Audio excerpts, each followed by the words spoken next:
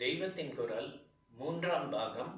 சமூக தனி வாழ்க்கை நெறிகள், பரோபகாரம், பதி பத்னி ஒத்துழைப்பு.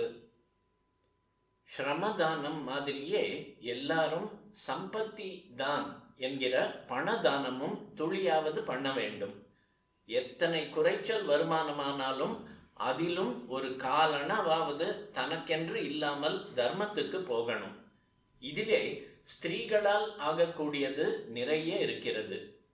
நகை, துணி, சினிமா செலவு, வரதட்சிணை, சீர்செனத்தி ஆசை இவற்றால் ஸ்திரீகள்தான் புருஷர்களை விட தான தர்மம் முடியாத ஸ்திதியை ஏற்படுத்தி விடுகிறார்கள்.